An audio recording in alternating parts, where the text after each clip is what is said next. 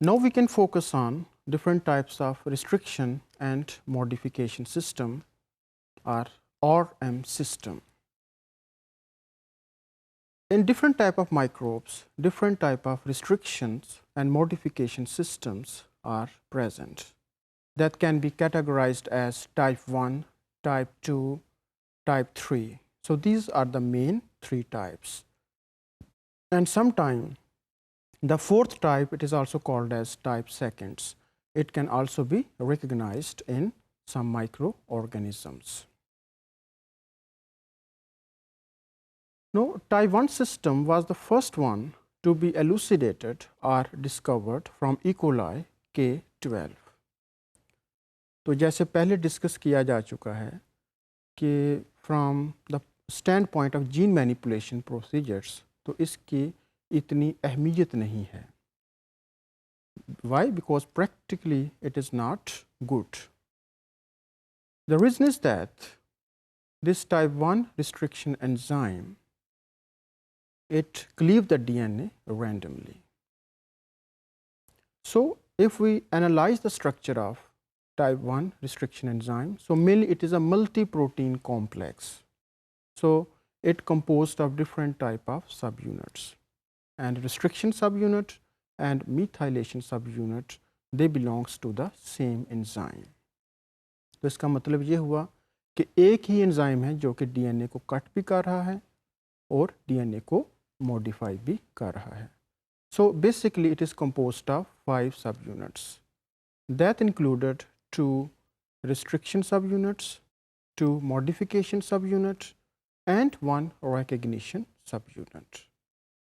And for the proper functioning of type 1 restriction enzyme, it requires some cofactors like for modification, that includes the process of methylation of different bases, and as well as cutting, it requires ATP and the presence of S-adenosyl methionine.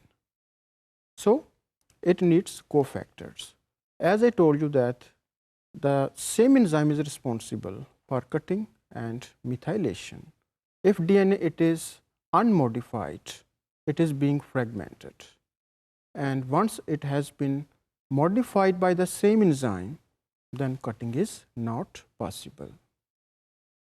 So this is one of the basic reason, and another reason that is they are not practically valuable is that they can recognize a particular DNA sequence but cut away from that recognition site and cleave the DNA randomly. So that's why they are not valuable in gene manipulation.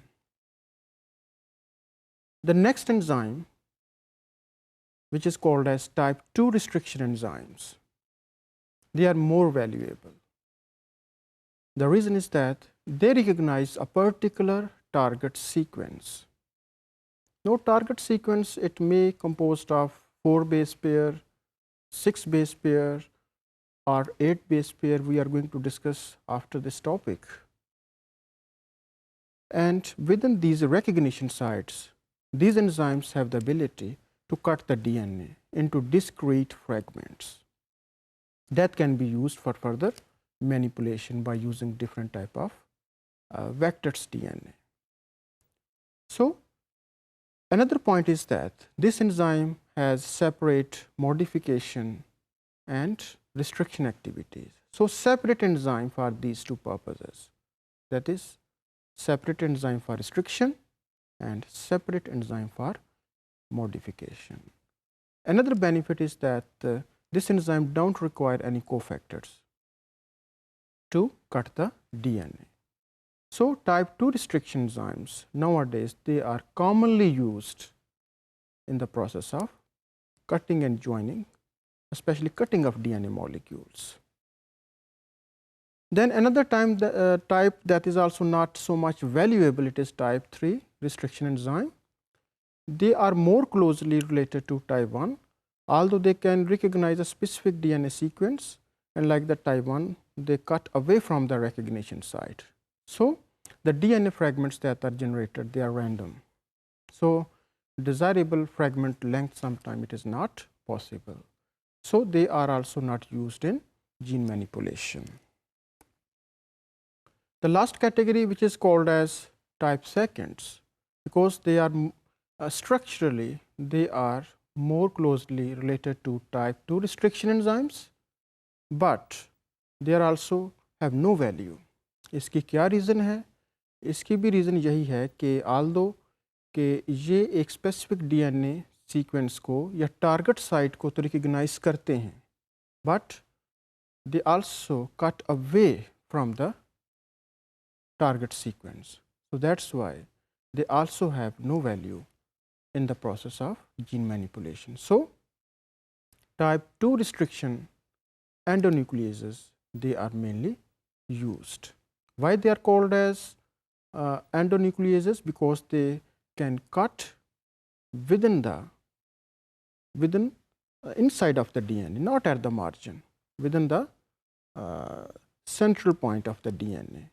So, that is why they are called as endonucleases.